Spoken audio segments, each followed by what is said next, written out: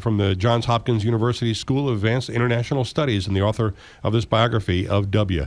James, welcome to the Big 550 KTRS. Good to be with you, Paul.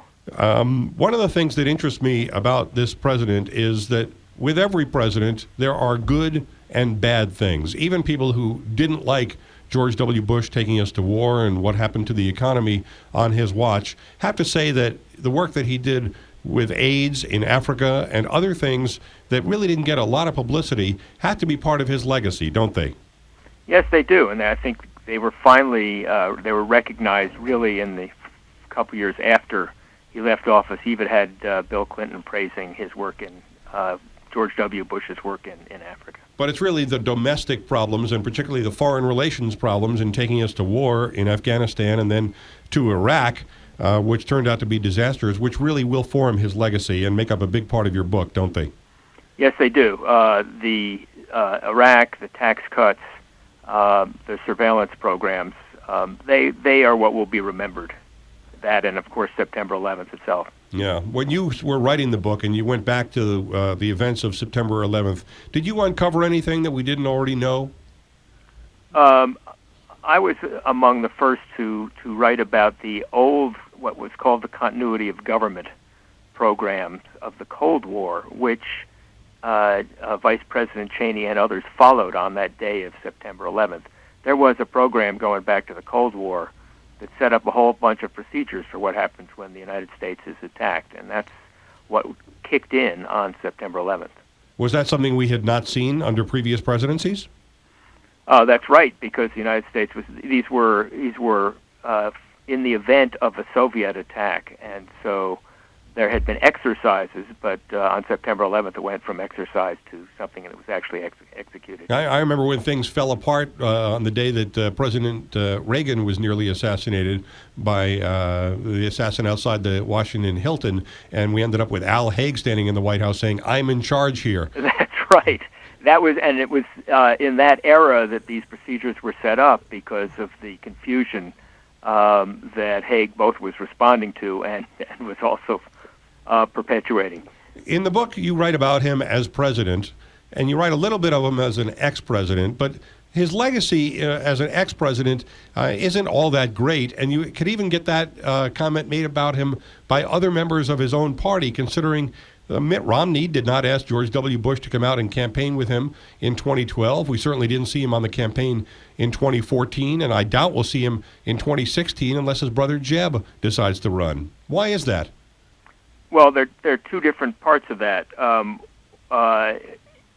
Other people not seeking his endorsement, that's happened before with unpopular presidents. Certainly Lyndon Johnson, briefly, he died soon after his presidency, but no one was looking for his endorsement. Yep. Jimmy Carter, that I think the Democrats weren't eager for his endorsement. That's one part. But the second part is the Bush choice, which is I think he consciously decided when he was out of the political debate he would be out of it. And so he has left most of the commentary and responses to Cheney, and I'm not entirely sure he agrees with what Cheney is saying. But one way or another, Bush told one guy while he was still president in his final years, he goes to the United Nations on something, and there's Bill Clinton standing there in the lobby, and he says to an aide, 6 years or 8 years after I'm out of office, you can bet you won't find me hanging around the UN lobby.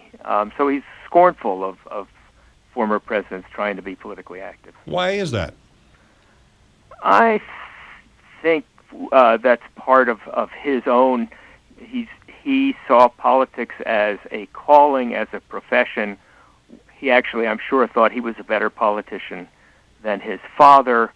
Once there's no political race, I'm not sure that he wanted that much to get involved in the issues. There are basically two issues he's become involved in, and then at a distance. One is immigration. He's strongly in favor of immigration.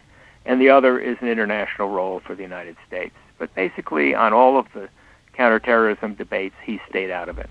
What do you think has happened to the party of George W. Bush in the 6 years that he's been out of the White House? I think it's moved to the right in quite a bit. Although you have George W. Bush's brother running, and it seems like he has a plausible chance.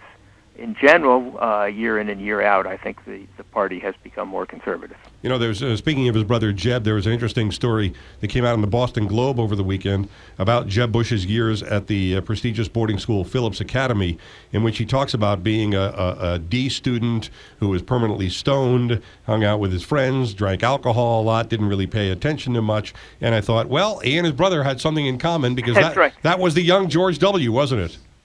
It was. He actually, his father had been a star at Andover, star everything. George W. got there. He didn't want to be there in the first place. His friends back in Texas thought he was being punished when he said he had to go to boarding school. He got there.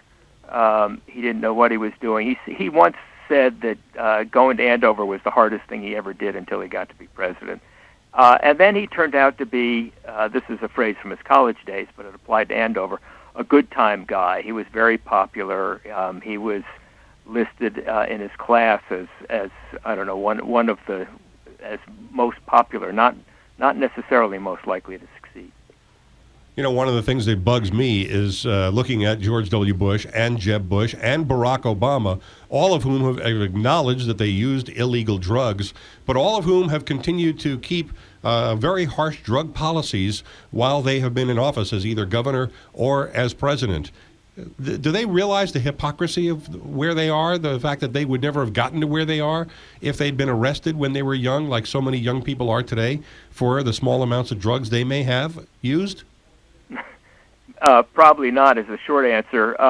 The longer answer would be that George W. Bush was arrested, not for drugs, but for alcohol. Right. And it nearly cost him the election. Yeah, that was that DUI that he was picked up for. Which was picked up only in the final days of the campaign, and information is still coming out about that. Absolutely right. All right, well, it's the 39th book in the series about our former presidents, this one about George W. Bush, written by James Mann of Johns Hopkins. Thanks so much for joining us here today. Thank you. Coming up on 8:30 at the Big 550 KTRS. Is the price